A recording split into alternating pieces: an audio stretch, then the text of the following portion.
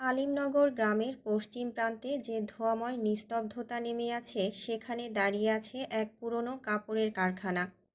আহির কারখানার পেছনে গুদামঘরটাতে উপস্থিত হয়। সেখানে নো এন্ট্রি সিল দেওয়া। আহির ডিটেকটিভ দেখে প্রবেশ করতে পারল। আহিরের সাথে গ্রামের দুজন লোকও আসে। শফিকুল, তারেক, মিলনের কাছের বন্ধু ছিল ওরা। গোটা গ্রাম এখনো স্তব্ধ। কেউ বলে দুর্ঘটনা, কেউ বলে ঈর্ষা, কেউ আবার ফিসফিসিয়ে বলে ও এমন কিছু দেখে ফেলেছিল যা দেখা তার কথা ছিল না। নানান লোকের নানান ধরনের ধারণা। আহির মির্জা আলিমনগর আসার খবর গ্রামে ছড়িয়ে পড়েছে, যেন স্বয়ং বিচার এসে নেমেছে আলিমনগরে। কিছু গ্রামবাসী তাকে দেখে মৃদু হাসেন, তো কিছু লোক মুখে বিব্রতকর ছাপ আনে। আহির ঘুরে ঘুরে স্পটটা দেখছে। চারদিকে রক্তের ছিটে ফোটা। আশপাশটা তীক্ষ্ণ দৃষ্টিতে দেখছে সে। স্পষ্ট এর বাইরে তার চোখ গেল। সেখানে কিছু একটা পড়ে আছে। আহির সেখানেই হাঁটু গেড়ে বসে জিনিসটা হাতে তুলে নিল। এখনই বোঝা যাচ্ছে না এটা কিসের অংশ। আহির খুব মনোযোগ দিয়ে দেখছে। একটা রূপার খণ্ড। কাজে লাগতে পারে খণ্ডটি। পকেটে রেখে দিল। গুদামঘর থেকে বাইরে আসে। কারখানাটার দিকে তাকালো। গেটের উপর লোহার অক্ষরে লেখা আলিমনগর তাঁতশালা, স্থাপিত 1889 সাল। অনেক পুরনো কারখানা। এককালে হয়তো এতটা উন্নত ছিল না যতটা বর্তমানে দেখা যাচ্ছে। নিশ্চয় জমিদারদের পূর্বপুরুষদের গড়া কারখানা। আহির নিশ্চিত। আহির স্তব্ধ হয়ে দাঁড়িয়ে পড়ল। শফিকুল তাকে লক্ষ্য করে বলল, বাবু, এখানে রাতে কেউ বের হয় না। আমাদের কারখানা বিকেল 5টায় ছুটি হয়, কিন্তু ওদিন রাতে আমি একজনকে এদিক থেকেই যেতে দেখেছি। কে সে? বাবু, আশরাফ, বৃদ্ধা। বেশিরভাগ সময় রাতে মাছ ধরতে যায়। ওদিন রাত 3টার দিকেই বাড়ি ফিরেছে। আমার সন্দেহ হয় ওনার আসা যাওয়ার পথ এটাই। ওনাকে এখন কোথায় পাবো? বাবু, কয়েক মিনিট হেঁটে গেলেই ওনার বাড়ি। আশরাফের বাড়িতে পৌঁছায় তারা। মাটির ঘর। উঠোনে বসে এক বৃদ্ধা পাখা তৈরি করছে। শীত শেষ হলেই গরম শুরু। এখনই সময় পাখা তৈরি করে রাখার। বৃদ্ধা চোখ তুলে দেখল 4জন লোক। তিনি বসা ছেড়ে উঠে দাঁড়াতে চাইলেন, কিন্তু তার আগেই আহির তার সামনে যেয়ে বলল, চাচি, আপনার উঠতে হবে না, আমি বসছি এখানে। আহির পাটিতে বসে। বৃদ্ধা জিজ্ঞেস করল, তোমরা কারা? আমি শহর থেকে এসেছি। কিছুদিন আগে মিলন যে খুন হলো, ওর ব্যাপারে একটু কথা বলতে এসেছি।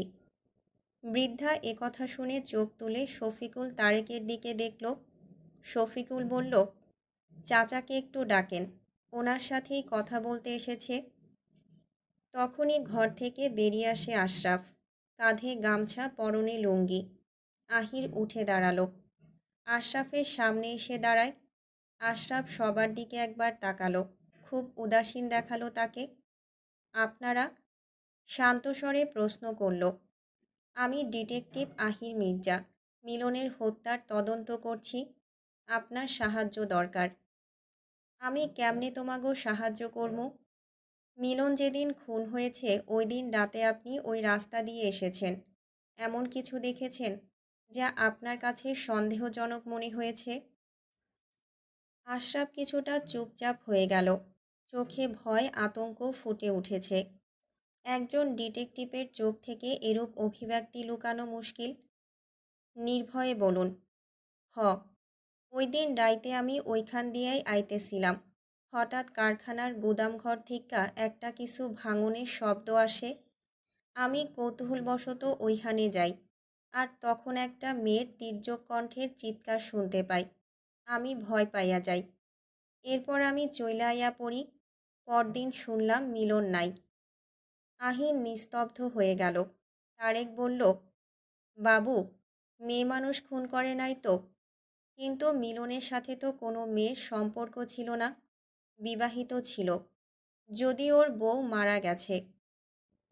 সন্ধ্যার দিকে আহির মির্জা পৌঁছালো পশ্চিম পাড়ার ধান ক্ষেতের পাশের একটা কাঁচা ঘরে। সেটিই ছিল মিলনের ঘর। ছোট্ট মাটির দেয়াল, খাটের পাশে একটা পুরনো লণ্ঠন, জানালার ধারে রাখা একটা ছবি। এক তরুণী, মিলনের স্ত্রী নিশ্চয়ই, চোখে গভীর স্নেহের ছায়া।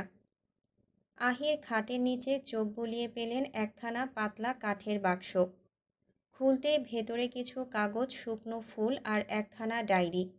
পাতাগুলো হলদে, লেখাগুলো অস্পষ্ট। বাইরে তখন সন্ধ্যা, কুয়াশা নামতে শুরু করেছে। গ্রামের গাছপালা নিস্তব্ধ, দূরে এক প্যাঁচার ডাক। আহির তার সহকারী অরুণ, শফিকুল এবং তারেক ঘরের বাইরে বের হয়। মিলনের ঘর থেকে তেমন কিছুই পায়নি। হঠাৎ দেখল দূর থেকে এক বৃদ্ধ মানুষ লণ্ঠন হাতে এগিয়ে আসছে। এসে থামে আহিরের সামনে, কাপা গলায় বলে, আপনি কি মির্জা বাবু? হ্যাঁ। কিছু হয়েছে?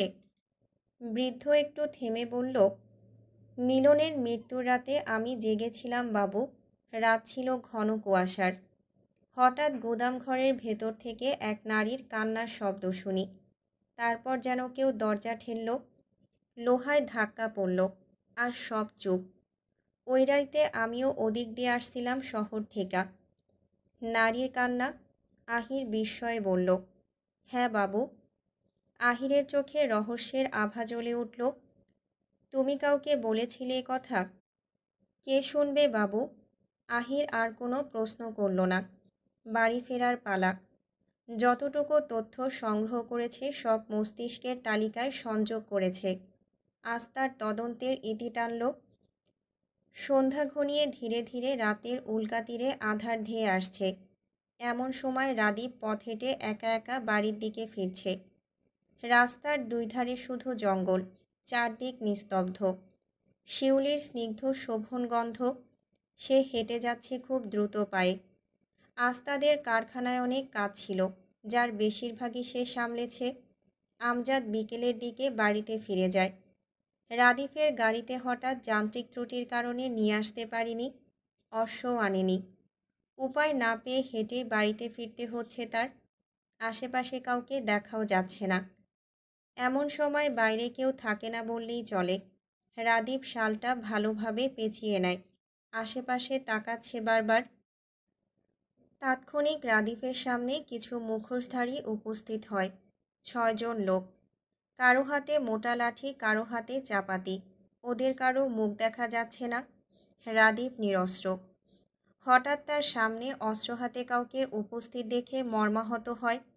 রাদীপ ঢোক গিলে বেশ রেগে বলল, পথ ছাড়। পথ ছাড়তে তো আহি নাই, তোর জান লইতে আইসি। অনেক দিন পর বাগে পাইছি তোরে। তোর বাপ অনেক জ্বালাইছে। তোগো পূর্বপুরুষেরাও অনেক নিকৃষ্ট মানুষ আসিল। গরিব বইলা দাম দিত না। সংস্কার সংস্কার বইলা আমাগো আপনজনের প্রাণ নিছে। আজ তোরে মাইরা এর প্রতিশোধ লমো। দেখি তোর বাপ কতটা ছটফট করতে পারে। রাদীপ বলল, দেখ, আমার সাথে ঝামেলা করিস না, এতে তোদেরই লস। তখন একজন মুখোশধারী বলে উঠল, ওই, ওরে শেষ কর, বেশি কথা কয়। একজন রাদীফের দিকে এগিয়ে আসে। রাদীফ ওর দিকে চোখ তুলে তাকাতে মুখোশধারী ঝাঁপিয়ে পড়ল। ধারালো ছুরির ঝলক চোখে পড়তে সে পাশ ফিরে গেল বজ্রগতিতে, আর আঘাতটা গিয়ে পড়ল বাতাসে। পরের মুহূর্তে রাদীপ তার ডান কনুই দিয়ে আক্রমণকারীর বুকে এমন আঘাত করল যে লোকটা ছিটকে পড়ল ফুলবাগানের ধারে। দ্বিতীয়জন পেছন থেকে লাঠি ঘোরাতে ঘোরাতে এলো, কিন্তু রাদীপ নিচু হয়ে এক ঝটকায় লোকটার পা টেনে নিল। গাছের শিকড়ে আঘাত পেয়ে সে মাটিতে গড়িয়ে পড়ল। তৃতীয় আক্রমণকারী এবার রাগে চোখ লাল করে দৌড়ে এলো ছুরি উঁচিয়ে। রাদীপ নিরস্ত্র, কিন্তু চোখে আগুন। ছুরিটা যখন প্রায় তার বুকের কাছে, সে হাত বাড়িয়ে আঘাতের দিকে ঘুরিয়ে দিল, আর ছুরিটাও উল্টো ঘুরে আক্রমণকারীর হাত কেটে দিল। লোকটা চিৎকার করে উঠল। রাদীপের নিঃশ্বাস ভারী, কিন্তু চোখ অস্থির। তিনজনেই মাটিতে লুটিয়ে কাতরাচ্ছে। তখন একজন মুখোশধারী বলল, জমিদারের রক্তে তো ভালোই তেজ দেখছি। এই, তুই যা।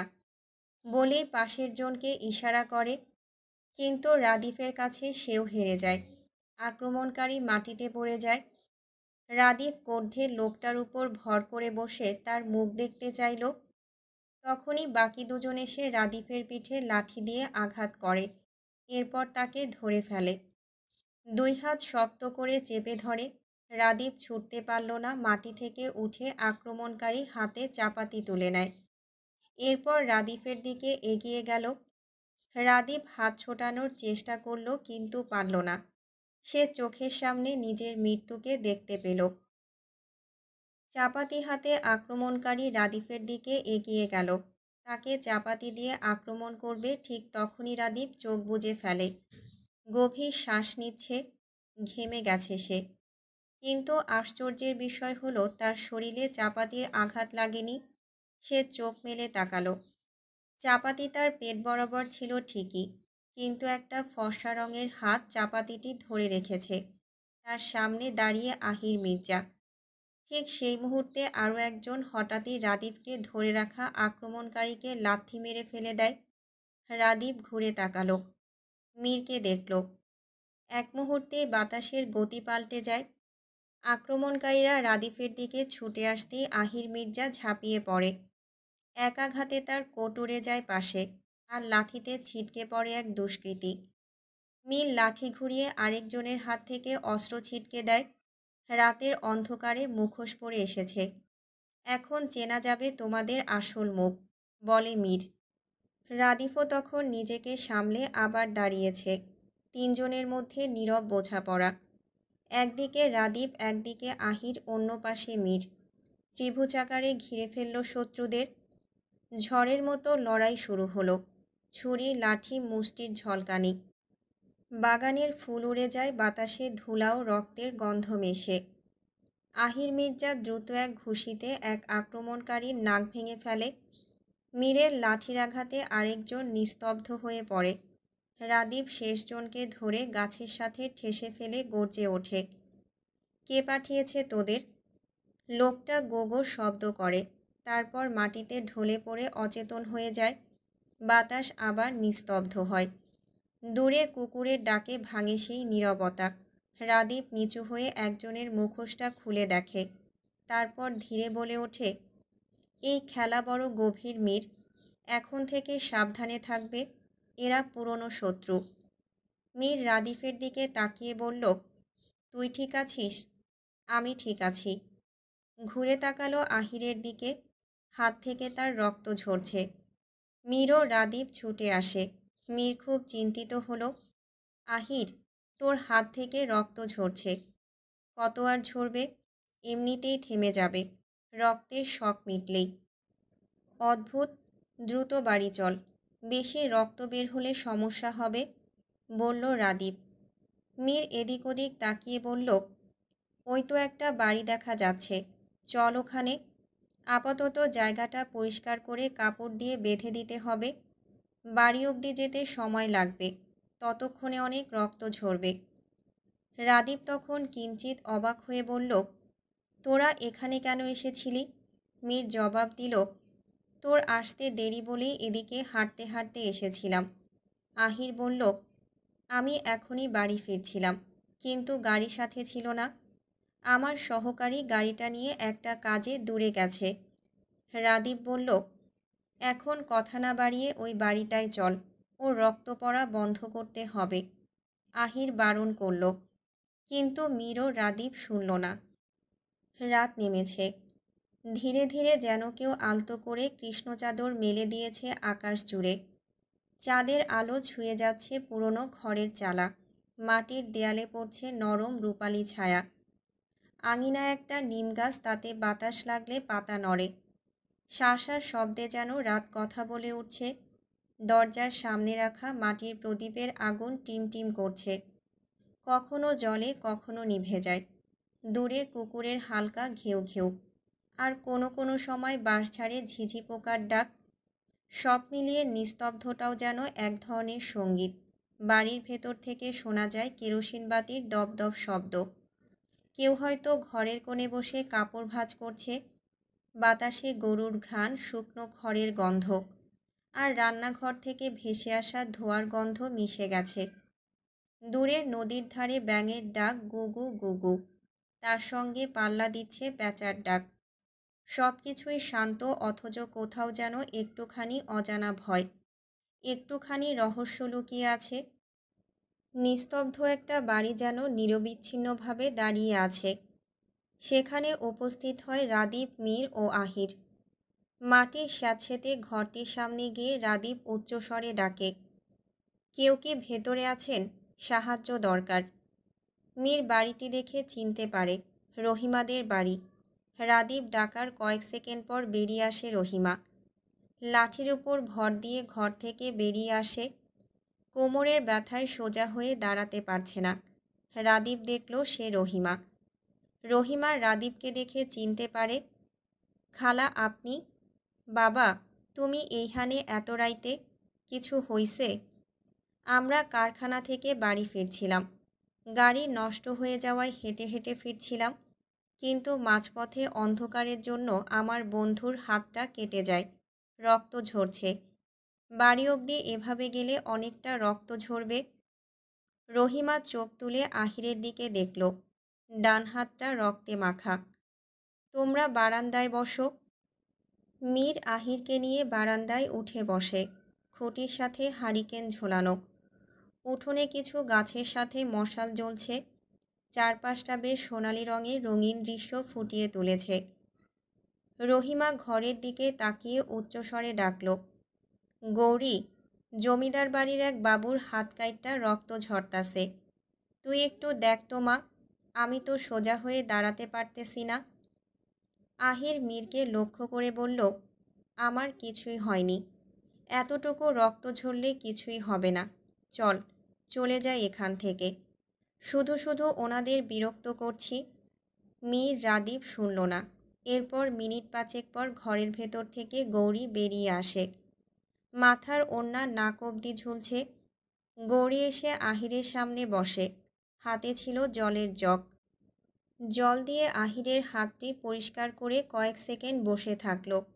আহিরের হাতের ক্ষতর দিকে দেখল। ছুরি অথবা চাপাতির আঘাত, দেখেই বোঝা যাচ্ছে। নিশ্চয়ই কোথাও থেকে মারামারি করে এসেছে। গৌরী নিশ্চিত। গৌরী আহিরের হাতটি ভালোভাবে পরিষ্কার করে দেয়। এরপর সেখানে চা পাতা বাটা দিল। আহির কিছুটা ব্যথা পেল। গৌরী চা পাতা দিয়ে তার উপর একটা সাদা রঙের কাপড় দিয়ে হাতটা পেঁচিয়ে বেঁধে দেয়। মীর গৌরীকে লক্ষ্য করে বলল, শুকুরিয়া, আপনি না থাকলে হয়তো ওর শরীরের সমস্ত রক্তই ঝরে যেত। আসি তাহলে আমরা, বলেই উঠে দাঁড়ালো। আহির স্তব্ধ নজরে চেয়ে রইল গৌরীর দিকে। গৌরী দূরে সরে দাঁড়ায়। আহির, রাদীপ, মীর রহিমাদের বাড়ি থেকে চলে আসে। আহির যেতে যেতে বারবার পেছন ঘুরে দেখল। রাত বাড়ছে। রাতটা যেন রূপলি। চাঁদ মাথার উপর জ্বলছে। তার আলো পড়ছে জমিদার বাড়ির পুরনো ছাদের উপর। খড়ের চালা, পুরনো টালি, দোতলার জানালা সব কিছু যেন ভিজে উঠেছে শান্ত আলোয়। চারদিক নিস্তব্ধ। তবু এই নীরবতার মধ্যেই এক অদ্ভুত মিষ্টি সুর, ঝিঝি পোকার ডাক, দূর ধানের ঝিরিঝিরি শব্দ, আর মাঝে মাঝে হালকা বাতাসের ছোঁয়া। আঙিনার বড় একটা নিমগাছ, তার পাতা থেকে টুপটাপ শিশির পড়ছে। আর তার নিচে একটা পুরনো পাথরের বেঞ্চ। সেখানে বসে আছে আহির, রাদীপ। দূরে গরুর খামার থেকে হালকা ঘণ্টার আওয়াজ ভেসে আসে, ঠন ঠন ঠন। গরুগুলো ঘুমাচ্ছে নিশ্চিন্তে। তাদের নিঃশ্বাসের শব্দটাও যেন এই রাতেরই অংশ। বারান্দার এক কোণে স্ফটিক ঝাড়বাতিটা জ্বলছে মৃদু আলোয়।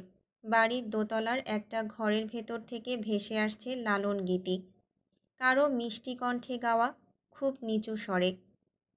সব লোকে কয় লালন কি জাত সংসারে।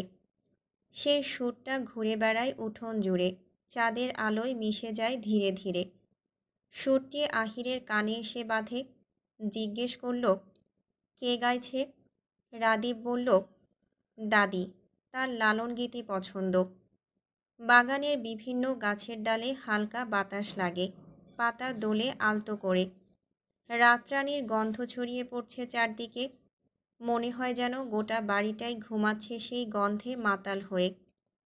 ঘরের ভেতর থেকে শেফালি বেরিয়ে আসে, হাতে 2 কাপ চা। চুপচাপ এসে রাদীপ ও আহিরকে চা দিয়ে যায়। ধীরে ধীরে সময় গড়ায়। আহির বলল, চল, বাড়ির পেছনের পুকুর পাড় থেকে ঘুরে আসি। বাড়ির পেছনের পুকুরে জলের উপর চাঁদের প্রতিফলন, যেন দুটো চাঁদ একে অপরের দিকে তাকিয়ে আছে। বক পাখি ঘুমিয়ে আছে ঘাটের ধারে। জলের হালকা ঢেউ পড়ছে সিঁড়ির ধাপে ধাপে। রাতের এই প্রশান্তি এমন যে মনে হয় জগতের সব অস্থিরতা যেন বাইরে কোথাও থেমে গেছে। এই বাড়ির ভেতর শুধুই বাতাসের গন্ধ, মাটির শান্তি আর একটা পুরনো সুর বাজছে খুব নরমভাবে, যা শুনলে মনটা নিজের অজান্তেই নিস্তব্ধ হয়ে যায়। কিন্তু আহির খুব চিন্তিত। ঘাটের পাড়ে দুজন বসে আছে পাশাপাশি। রাদীপ একটা সিগারেট ধরালো, আহিরের দিকেও একটা ধরিয়ে দিল। সন্ধ্যায় তখন তারা তিনজন বাড়িতে ফিরলে আমজাদ তাদের অবস্থা দেখে কিছু বুঝতে পেরে অনেকবার জিজ্ঞেস করেছিল, কিছু হয়েছে তোমাদের? মীর তখন সত্যটা লুকিয়ে মিথ্যা বলেছিল আমজাদকে। শালুক আহিরের হাতের অবস্থা দেখে দুঃখ প্রকাশ করে। সে তখন বলেছিল ডাক্তারের ব্যবস্থা করছে, কিন্তু আহির নাকচ করল।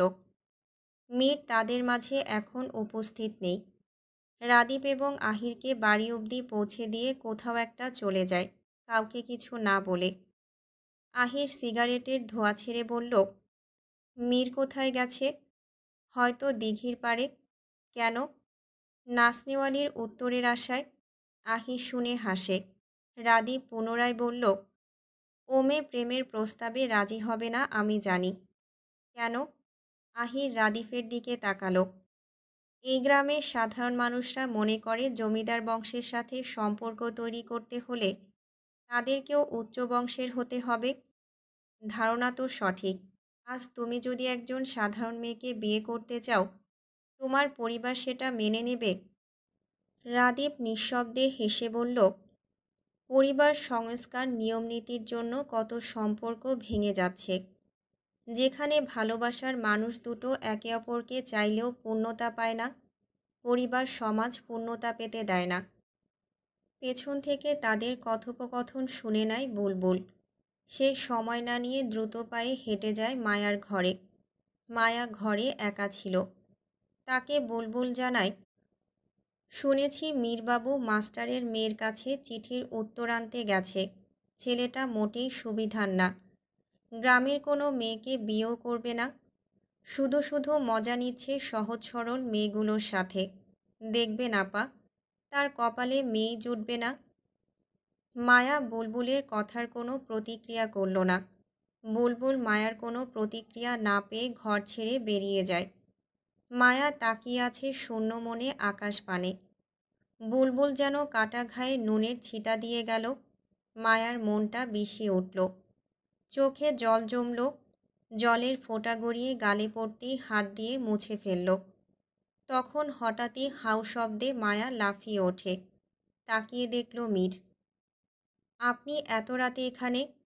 দেখতে আসলাম তোমার জ্বর কমল কি না। দেখি তো জ্বর কমেছে কি না। বলেই মায়ার কপালে হাত দিয়ে জ্বর দেখতেই মায়া সরে গিয়ে বলল, আপনার অধিকার নেই আমার শরীর স্পর্শ করার, পরপুরুষ আপনি। ও আচ্ছা, তোমাকে ছুতে বুঝি দলিল লাগবে? দলিল তো আমার কাছে নেই, আর দলিল আমি তৈরি করতেও পারবো না। যাও, ছুঁয়ে দেখব না। মায়া দৃষ্টি সরিয়ে নেয়। তার মুখটা গম্ভীর। মীর বলল, মন খারাপ? মায়া নিরুত্তর। মীর তখন কণ্ঠ খাদে নামিয়ে মোহময় কণ্ঠে বলল, তোমার সব কিছু আছে তবুও তোমার মন খারাপ। আর দেখো, আমার কিছুই নেই, তারপরেও আমি হাসছি। আপনারও তো সব আছে, কি নেই আপনার? মীর ঠোঁট বাঁকিয়ে হেসে বলল, তোমরা দেখো আমার সব আছে, কিন্তু আমি দেখি আমার কিছুই নেই। সব কিছু ঠিক আছে, কিন্তু আমার মা নেই। এই বাক্যটি সব কিছু এলোমেলো করে দেয়। মীর থামে। তার কথা আটকে যাচ্ছে। পুনরায় বলল, আমি এই দুনিয়াতে আমার মাকে খুব কম সময়ের জন্য পেয়েছি। মায়ের আদর স্নেহ আমি ক্ষুদ্র সময়ের জন্য পেয়েছি। মায়ের মায়াভরা মুখ, মলিন হাসি, তার আদর, তার শাসন, সব কিছুই আমার মনে পড়ে। তোমরা যখন রাতে খুব আরাম করে ঘুমাও, আমি তখন মায়ের কথা ভাবি। তোমরা যখন মায়ের সাথে অভিমান করো, তখন আমি আফসোস করি। একটা বাক্য তখন আমার চারপাশে ঘোরে, আমার মা নেই। সে তো কবেই দুনিয়া থেকে বিদায় নিয়েছে। মীরের কথাগুলো দুঃখে মাখা। মায়া মীরের দিকে তাকালো, তার চোখে জল।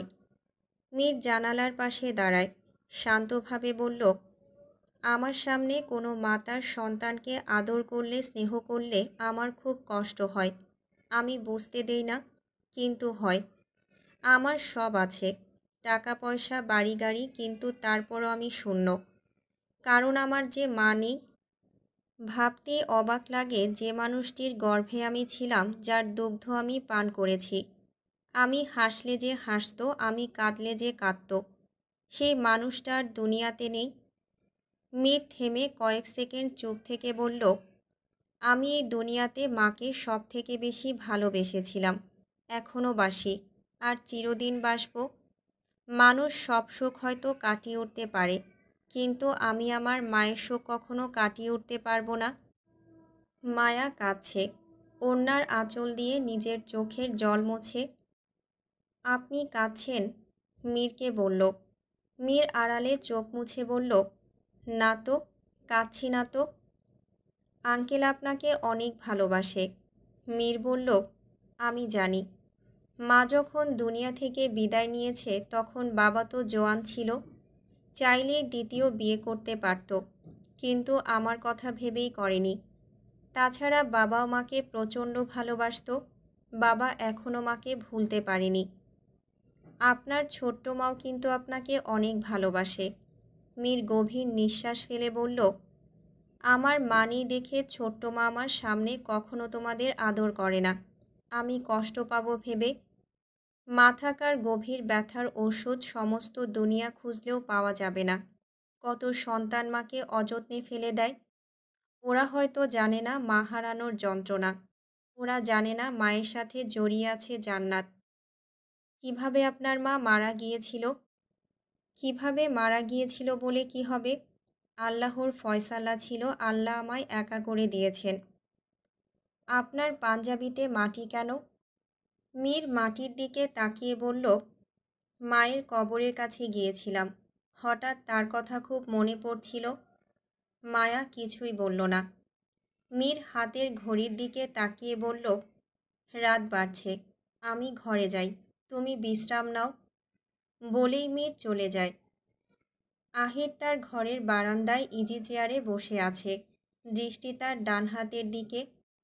ক্ষত জায়গাটি সাদা কাপড় দিয়ে বাঁধা, নিশ্চয় এটি গৌরীর ওড়নার খণ্ড। আহির হাসে। তার হাসি দেখে রাদীপ বলল, তুই কাটা হাত দেখে হাসছিস? অদ্ভুত, মানুষ কাতরায় আর তুই বোধহয় খুশি হয়েছিস।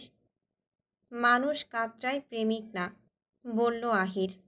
এর মানে? রাদীপ সিগারেট ধরালো। এর মানের ব্যাখ্যা আমার কাছেও নেই। মীর হাজির হয়, হাতে একটা বই। বইটি নিয়ে সোফায় বসে পড়ে।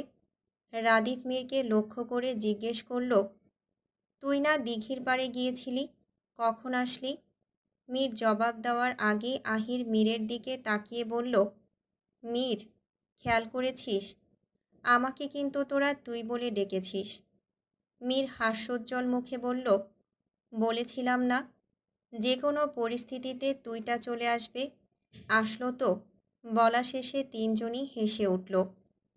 হাসি থামিয়ে আহির রাদীপকে লক্ষ্য করে বলল, গৌরীর মা ছাড়া আর কেউ নেই? রাদীপ সিগারেটটা ঘুরিয়ে ঘুরিয়ে দেখতে দেখতে বলল, ওর বাবা ছিল। শুনেছি কিছু বছর আগে আত্মহত্যা করেছে। কথাটা মীরের কানে গেল। গৌরীর বাবা আত্মহত্যা করেছে? তবে শেফালি কেন বলেছে? একদিন রাতে ঘর থেকে কেউ ডেকে নিয়ে তাকে মেরে ফেলেছে। মিথ্যে কেন বলল?